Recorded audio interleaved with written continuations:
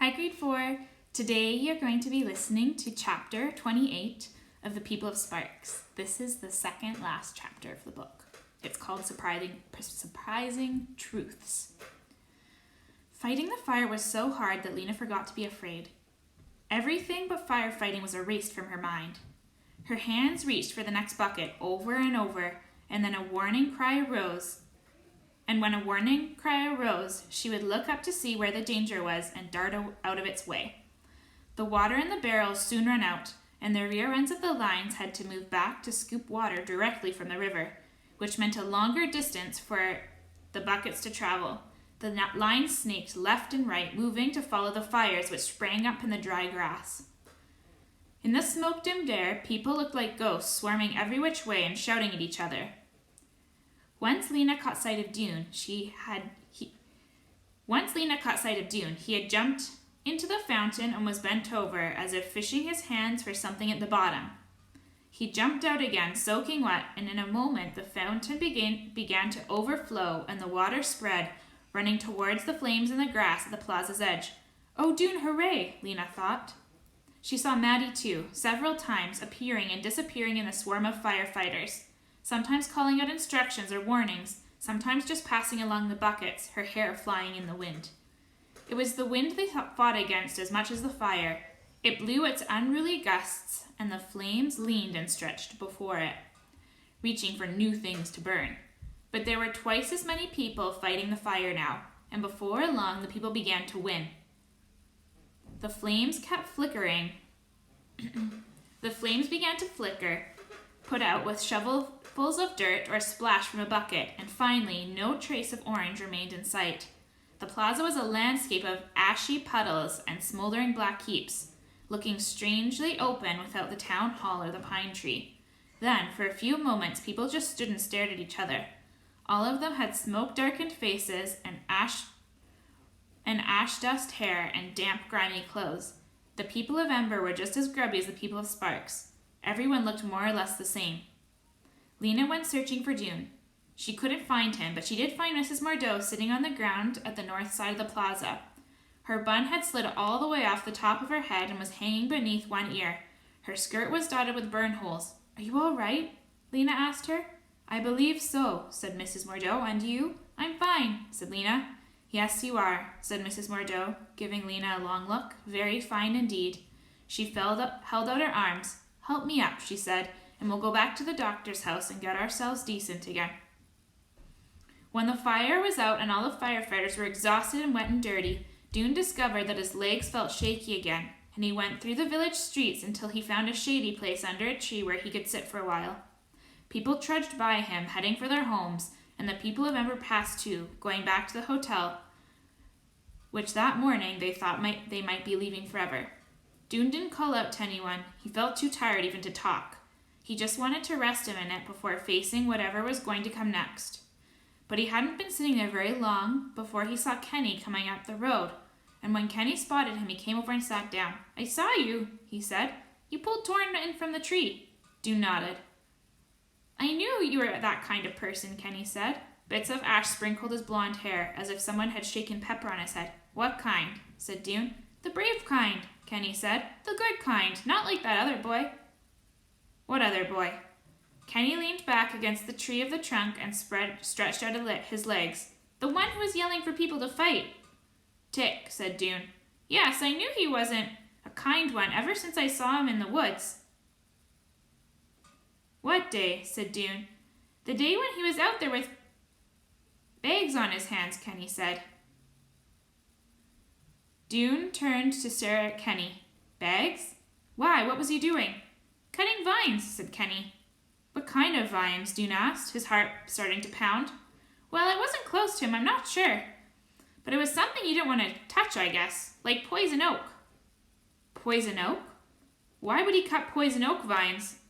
"I heard what happened," Kenny said, "about the leaves on the hotel steps. They thought we did it, but I don't think so." Dune's heart was racing. He was remembering things now. How Tick had an itchy patch on his arm the day before the stuff appeared on the hotel steps. How he led the cleanup but didn't participate. How he had smudges on his neck that morning. how he had smudges on his neck the morning that "Go back to your cave" was written on the hotel walls, and how he stirred everyone up, fed their anger by reminding of them of those two attacks over and over again. And as if his mind had been full of clouds, but now was clear, he understood. Tick needed all that rage and anger. The more upset people were, the more of them would want to fight. And the more fighters there were, the more people for Tick to lead. Tick wanted power, he wanted glory, and he wanted himself in command. He had raised an army by attacking his own people. Doom was breathing fast. His hands were cold and shaky. He knew suddenly that this changed everything. It meant that the people of Sparks had not attacked the people of Ember at all. Their fears and suspicions had made them unkind and selfish. But except for maybe the muddy words in the plaza, they had not attacked. And if there hadn't been the writing on the wall in the poison oak, there probably wouldn't have been the riot in the plaza. And if there hadn't been the riot, the town leaders might have not decided that the Emberites had to leave. Dune jumped to his feet. Startled, Kenny said, "What's the matter?" "You've told me something important," Dune said. He held out a hand and pulled Kenny up. I have to... What did he have to do? He had to talk to someone. He had to explain. "I have to get going," he said to Kenny, and he headed back up the road towards the village center again, thinking about whom he should talk to and what he should say. The doctor was standing in front of her house with Poppy at her side when Lena and Mrs. Mordeau arrived. Poppy came galloping towards them. "Weena, Weena! I saw fire! "Are you hurt?" Dr. Hester asked. "Just tired," said Lena. "And dirty," said Mrs. Mordeau. Dirty, said Poppy, tugging at Lena's shirt and trotting along beside her. Torrin was sitting on the sofa with his feet in a tub of water. "What happened to you?" asked Lena. "I got burns on my feet," Torrin said. "On your feet? How did you do that?" "You didn't see," said Mrs. Mordeau. "See what?" said Lena. So Mrs. Mordeau told her. "I don't know why Dune was up in the tower to begin with," she said, "but it was a lucky thing for Torrin that he was." Lena raised her eyebrows at Torrin. "Dune told me what you said about him. Aren't you ashamed now that he saved your life?" Torrin didn't answer. He stared down at his feet. "You lied," Lena said. "You blamed Dune for something he didn't do." Torrin slumped down on the sofa pillows. "He didn't throw those tomatoes," said Lena. "He would never do such a thing. Why did you say he did?" "It was a mistake," said Torrin in a muffled voice. "Well, who did it then?" "Someone else." "Who?" "Just someone I'm not telling." "You are telling something, though," said Lena. "Maybe you won't tell who did do it, but you have to tell that Dune didn't." She shuffled through the clutter on the table and found a scrap of paper. "Here," she said, handing it to Torrin. "Write on here that you told a lie about Dune. Sign your name." Scowling, Torrin wrote the note. He handed the note to Lena, who headed for the doctor. "I'm going back to the village," she said, "just for a little while. I'll be home by dinner time." After dinner that evening, Lena did a lot of talking. Mrs. Mordeau and the doctor wanted to know what was out there in the empty lands, and how it was to be a roamer, and what the city was like. Maddie, sitting on the window seat with a cup of tea, put in words now and then, but mainly let Lena tell her story. Torrin sat on the couch with his feet outstretched. The doctor had wrapped them in rag bandages, and pretended not to listen, but every now and then he couldn't help asking a question. Usually his question had to do with Casper. "I don't understand," he said. "Why did you two come back and not Casper?" "He hadn't finished what he wanted to do," said Lena. "His mission." "What was his mission?" cried Torrin. "You must have found out." "We did find out," Lena said. She glanced uncertainly at Maddie. "Your brother," said Maddie, "is looking for something he'll never find. When he realizes that, he'll come home." "But what is he looking for?" Torrin said. He reared up on his elbows and glanced at Maddie. "He is looking for a treasure," said Maddie, "but he doesn't recognize it even when it's right in front of him." "Did he forget his glasses?" Torrin said. "No, but he's having trouble seeing even with his glasses on." Lena didn't like Torrin any better than she had before, but she did feel a little sorry for him, so she fetched glasses of honey water for him that evening, and she gave him the little red truck she found as a roamer. Poppy seemed to think all of this was kind of a party for Torrin. She joined in by bringing him things to play with, spoons, socks, potatoes. When it was bedtime, they carried him into the medicine room, and when Lena went with Mrs. Mordeau and Poppy, and then Lena went with Mrs. Mordaunt and Poppy to the loft. Mrs. Mordaunt unpinned her hair, which fell to her shoulders in strands and clumped together with soot. "I have something to tell you," she said to Lena. Lena's heart sank. Whatever it was, she was sure she deserved it. "I saw what you did," Mrs. Mordaunt said. "You did a remarkable thing, running out alone like that. Quite courageous." "Well, I had to," said Lena. Mrs. Mordaunt raised her eyebrows questioningly. Lena was too tired to explain about trying to do a good thing to change the direction, and how she had hoped that someone else might do it so she wouldn't have to, but nobody did. So she just shrugged her shoulders and said nothing. Mrs. Mordaunt ran a comb through her hair. "I believe a great many of us were thinking of doing the same thing," she said, "but no one quite had the courage. Only you." "I didn't feel courageous," said Lena. "I felt afraid." "That makes it all the braver," said Mrs. Mordaunt. Lena felt a glow like a little flame inside her. No, not a flame, a light bulb, that was better. A little light bulb was glowing inside her heart. "I believe I'm more tired than I ever have been in my whole entire life," said Mrs. Mordaunt. "And tomorrow, there's more to face." "Tomorrow?" For a moment, Lena couldn't remember what had to be faced tomorrow. "Well, yes," said Mrs. Mordaunt. "I suppose tomorrow we'll find out if they're still planning to make us all leave." End of chapter 28.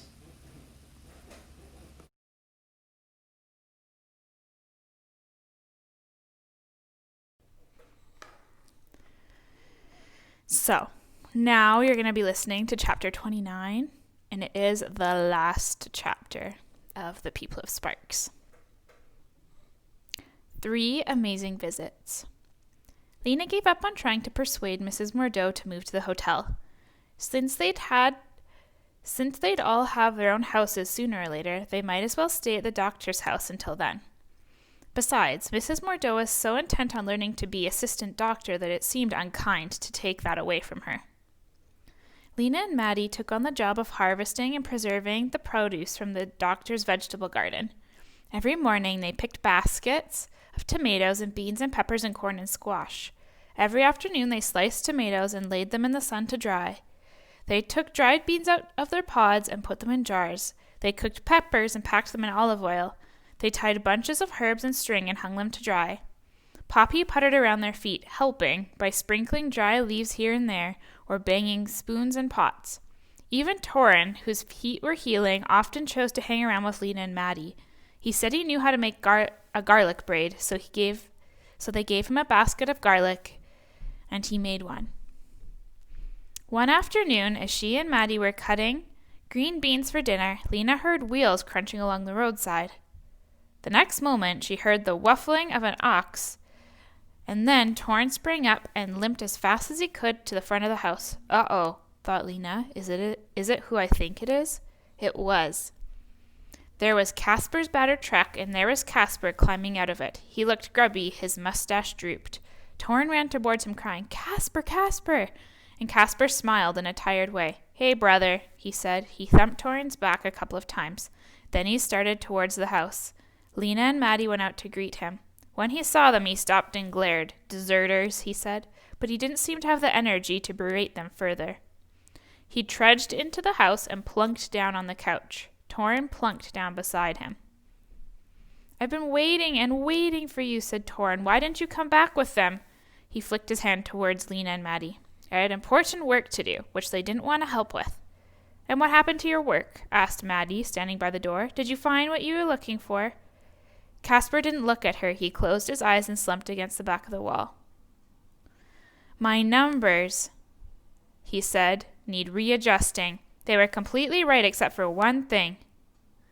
"What was that?" asked Maddie. "Wrong city," said Casper, still without opening his eyes. "I have reworked the numbers. Tomorrow I head north." Maddie and Lena exchanged a look. Casper turned his head towards Maddie and squinted to her. "I don't suppose you want to come." "No, thank you," said Maddie. "I plan to stay here, where something with real potential is beginning." Torin tugged on Casper's arm. "Did you bring me something this time?" he asked. Casper opened his eyes. He looked at the ceiling for a while. "Well, yes, I did," he said. "What?" shrieked Torin. "What is it? Can I have it now?" "It's out in the truck," said Casper. I found a whole crate of them. Very unusual. You can have one. One what? Let's go look. Torrin darted out the door. Caspar heaved himself up and they went outside. Lena watched as Caspar rooted around in his crates. He came up with something she recognized with a start. She hadn't seen one in a long time. It was like seeing something that belonged to an old friend. What is it? Said Caspar. A light bulb, said... Oh, sorry. What is it? Said Torrin. A light bulb, said Caspar. I found a case of 48 of them, all unused. But what do they do? Torrin asked, peering into the light bulb as if he expected to see something alive in there. He tapped the glass with his fingernail. It gives light. It gives you electricity. But we don't have electricity. That's right, said Caspar. So hold on to it in case someday we do. Torrin went to the window seat and sat there, turning the bulb around and around. Lena watched him, thinking about Ember. People had figured it out once, she thought. They could figure it out again.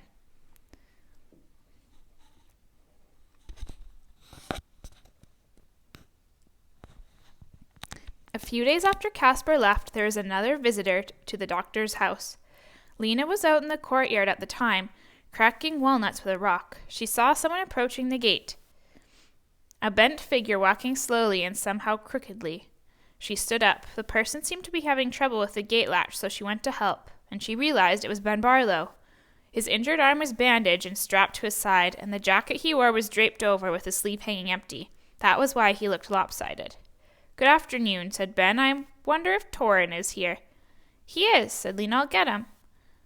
She found Torrin out in the back of the house, sitting under a tree, eating a hunk of bread. Your uncle has come to see you, she said. Torrin stared at her. My uncle? He sounded excited and scared. He jumped up, shoving the bread in his pocket. When Ben saw Torrin coming towards him, he frowned. Then, as if catching himself, he changed his expression to a smile. Hello, nephew, he said. How are you getting on? Torrin looked wary. Fine, he said. Good. He stroked his beard. Lena wondered what he wanted to say. Torrin filled the silence. Is your arm still attached to you? He said. Yes, just barely. He started to frown into the air and then thought better of it. He sat down on the bench. Well, he said, I thought I'd just come and see you. I haven't seen you in a while.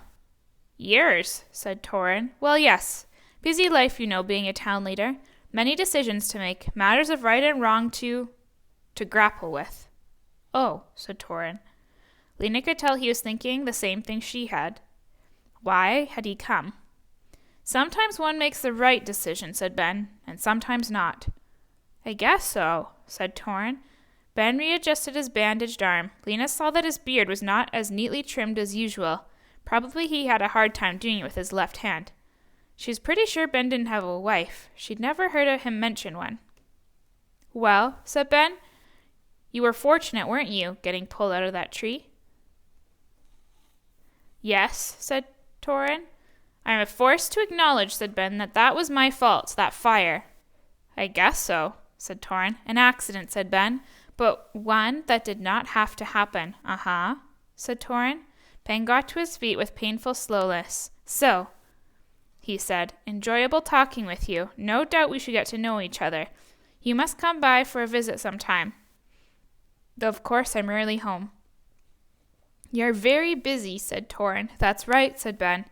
He made his way towards the gate with his limping step. As he went out, he waved over his shoulder with his good hand, but he didn't turn around. Slowly, he started back to the village. That was an apology, Lena said to Torrin when Ben was gone. He's sorry for doing what he did. I guess he's sorry for not being a good uncle, too. For not taking you to live with him. Live with him, said Torrin. He made a horrible face. Well, I thought you weren't happy living with Dr. Hester, said Lena. You never seem happy.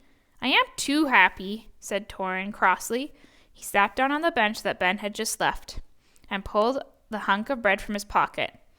A few little birds were hopping nearby. Absently, Torrin tossed some crumbs. He seemed to be thinking. I like it here, he said to Lena, and he looked up at her with eyes all around, as if he only had discovered this himself. The next day, Doon came to the door of the doctor's house carrying a sack. Kenny was with him, standing slightly behind Doon and peering curiously past him into the room. I have to show this to you, Doon said to Lena. I made it with the present you brought me. He's kind of a genius, said Kenny. He already showed me. Dune set the sack down on the window seat. It was only just after dinner time, but the days were shorter now, and the sun was nearly down. Dr. Hester had already lit 2 candles. She and Mrs. Mordaunt and Maddie were sitting at the table, shelling lima beans. Poppy was sitting with them, tearing the bean pods into little pieces. All 4 of them came to see what Dune had brought. Torn came too. He was actually more interested in showing Dune what he had than what was in the sack. I got a present from Casper, he said. Great, said Dune, but he wasn't really listening. Lena could see how excited he was about whatever was in the sack. His eyes shone in the candlelight, and his hands fidgeted impatiently with the string around the sack's neck. When he got it untied, he reached into the sack and brought out a small device made of wood and metal. Some sort of machine, Lena thought. It had a coil of wire, and inside the coil, she saw the magnet she'd given Dune. There was a handle that looked as if it would make something turn. Lena, not being much interested in machines, was a little disappointed. It was clear that Torm was disappointed too. Want to see my present from Casper? In a minute, said Dune. Let me show you this first. What does it do? Is it a can opener? Asked Mrs. Mordaunt. Or maybe a mixer? Said the doctor. Or a drill? No, said Dune happily, and Kenny's face was shining, and he whispered, Nope.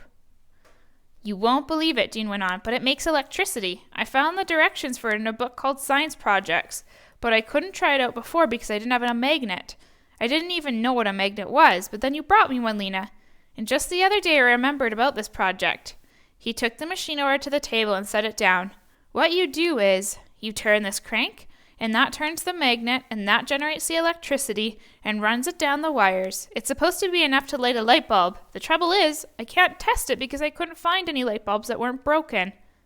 Torn started jumping up and down. He pounded on Dune's arm. My present from Casper, my present from Casper, he yelled. He bolted into the medicine room. What's the matter with, said Dune, but Lena broke in. Dune, she said. His present from Casper was a light bulb unused. Torn came out of the medicine room carrying the light bulb encased in both hands. You won't break it, will you? He said to Dune. Your experiment won't blow it up.